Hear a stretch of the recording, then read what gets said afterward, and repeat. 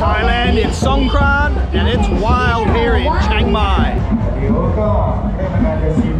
So it's Thai Songkran, and I'm here at Taipei Gate in Chiang Mai, which is apparently one of the hot spots for Songkran Festival. So I'm here to just soak up the atmosphere and learn all about this significant Thai holiday.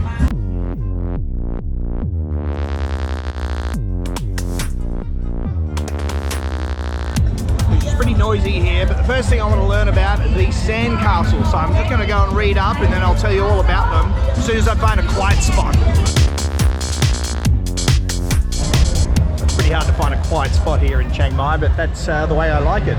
So I'm trying to learn about what's sand and what do these sand pagodas and sand castles have to do with Songkran. So I'm trying to learn about that, and I'll find a quiet place and try and explain. But while I'm doing that, have a look at the fun that's happening over my shoulder here. Loads of people having fun at Songkran.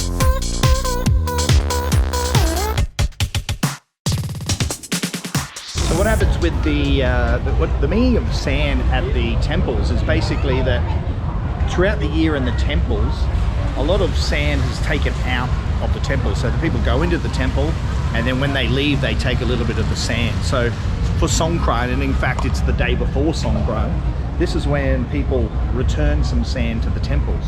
Now back in the ye old days here in Chiang Mai, they used to be like a lot of temples, say along the Ping River. So along the Ping River banks, people would collect the sand from the river and transfer it up to the temple. And they'll just pile it up there in the temple, and then it would be either used to return sand to the temple or used to do things like brickwork and fix some of the broken things in the temple. Now what ended up happening is when these piles of sand were put outside the temples, just prior to Songkran, which is now the Songkran Eve, this is what traditionally when families get together, spend time with each other, but also they decorate some of these nice flag-like artifacts. And when they go to the temple to return the sand, they can also make prayers, say prayers, and make merit, but also decorate the sand castles. So it's actually kind of evolved into a sort of a sand competition, sand pagoda competition, and that's what we just saw there at Taipei Gate.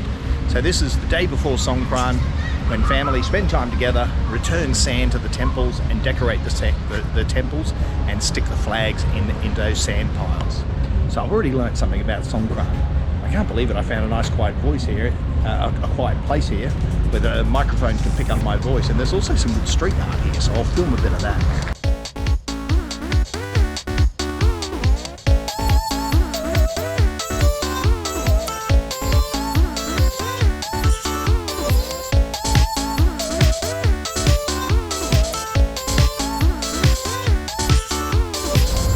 Symbolic reason for this sand being returned to the temples during Songkran, and it's symbolic of over the course of the year, because this is the Thai New Year. Over the course of a year, people have collected a lot of junk and a lot of filth and a lot of sins and a lot of pain and a lot of problems, and that's represented by the sand on their shoes. So the act of actually returning the sand to the temple is kind of like leaving the pain and the problems at the temple so you can start the new year afresh. Songkran means to move or to change place, and it's actually the changing of the solar, some of the constellations. I don't know too much about this, I need to study it up, but it's something to do with the solar pattern, the zodiac, and the change is also somehow connected. I'm going to find out, and I'll share all about that with you now. But yeah, it's just quite a marvelous festival, Songkran. It's one of my favorite festivals in the whole wide world. I'm so happy to be here. So the idea of returning to the temple, returning that sand to the temple, starting the new year, it's all about starting the new year afresh. And it's during this time of the year where Buddha images are cleaned, houses are cleaned, households clean their houses, and they want to be kind of spiritually pure to start that new year. Now there's also, because there's a lot of cleaning involved, this has kind of turned out to evolved into a citywide water fight, and that cannot be beaten.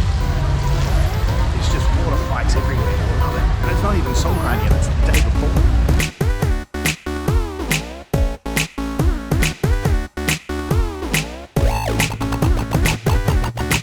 it is Songkran Eve, so it's time to spend time with your family. Unfortunately, I'm here with my daughter and my niece and her friend, so I've kind of got my family here with me, so very special event. I'm happy to be here. So here in Chiang Mai, you can hire one of these tuk-tuks for an hour or for half a day. They remove the roof and you sit in the back and you drive around the moat and you shoot water at people, and of course they shoot water at you.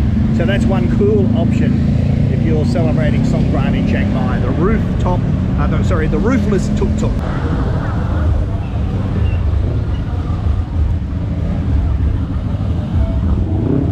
Now this place here is just outside Taipei Gate and it's a lot of fun, but this traffic jam is causing a lot of fumes. I'm breathing in a lot of petrol fumes here, so it's not a great place to linger. Visually it's fantastic, oxygen wise terrible. It's cool here, good temperature.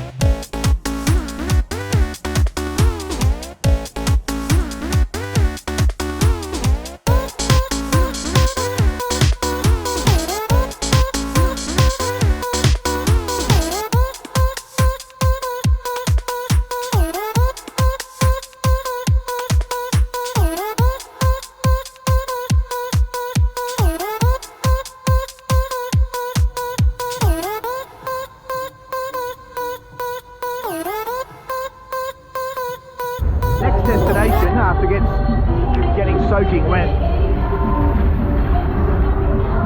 Hang on, I think the music's a bit loud there. Oh, let it go.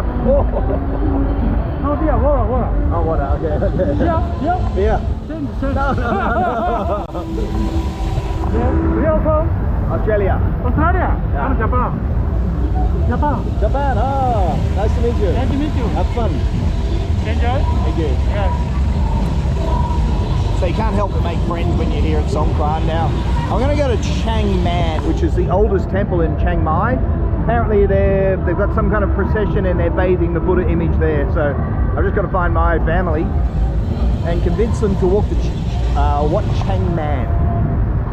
Learn a bit more about this remarkable festival that's Songkran.